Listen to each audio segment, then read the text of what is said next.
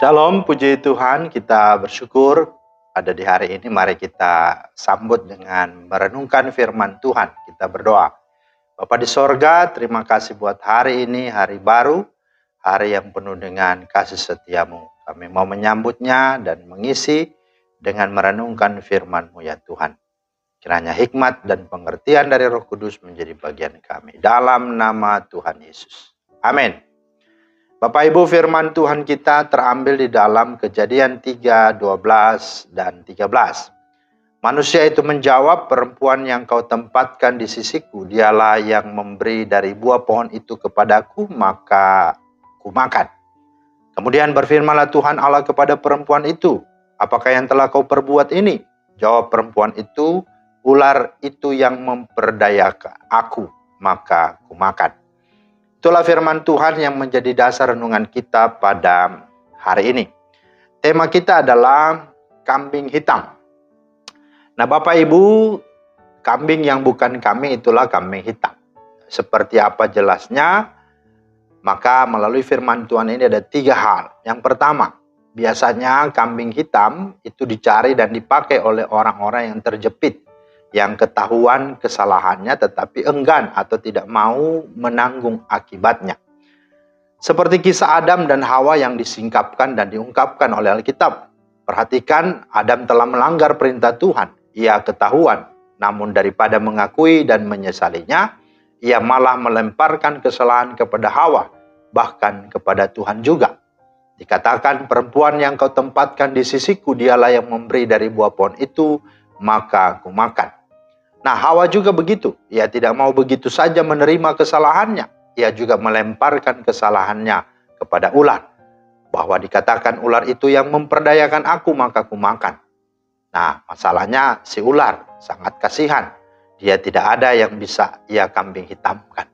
Nah, itulah jahatnya istilah atau ungkapan kambing hitam ini. Yang kedua, kambing hitam biasanya juga dicari dan dibuat oleh orang-orang yang mengalami sesuatu lalu mau mencari pembenaran atau mencari gampangnya.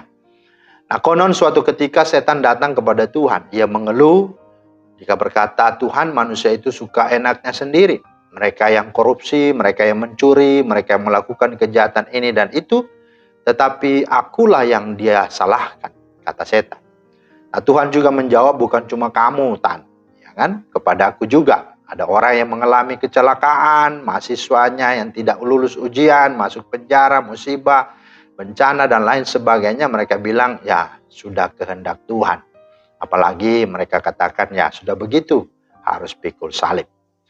Nah, hal yang ketiga, kambing hitam biasanya juga dicari dan dibuat oleh orang-orang yang merasa terancam, yakni mereka yang sudah sempat berkuasa, dihormati lalu khawatir kalau kehilangan semuanya itu. Nah, contoh yang paling dekat adalah apa yang dialami oleh Tuhan Yesus sendiri.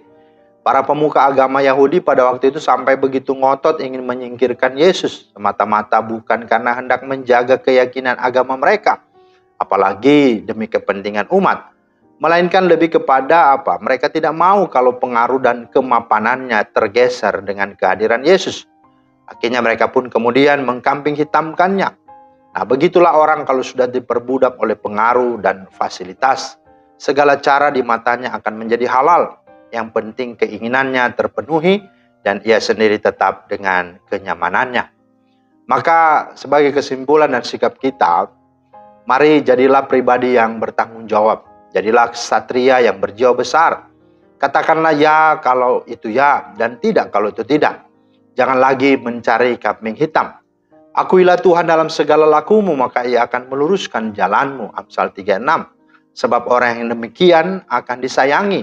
Bahkan tidak hanya disayangi, tetapi akan diampuni dan diberkati oleh Tuhan. Amsal 28 ayat 13, 1 Yohanes 1, 8-9. Kan itu mari bersikaplah satria, bersikaplah benar, dan bertanggung jawablah. Jangan mengkambing hitamkan. Tuhan Yesus kiranya memberkati. Amin. Terima kasih Tuhan, kami bersyukur atas firman-Mu. Biarlah kiranya Roh Kudus memampukan kami untuk menjadi pribadi-Mu yang sejati, yang dapat mempertanggungjawabkan segala sesuatu. Bukan menyalahkan orang lain, apalagi menyalahkan Tuhan. dan mencari kambing hitam. Kami doakan supaya Tuhan pakai kami untuk menjadi alat kasih berkat-Mu dimanapun kami berada. Dalam nama Tuhan Yesus Kristus kami berdoa. Amin. Demikianlah firman Tuhan hari ini, kiranya menjadi berkat. Selamat beraktivitas, Tuhan Yesus memberkati. Shalom.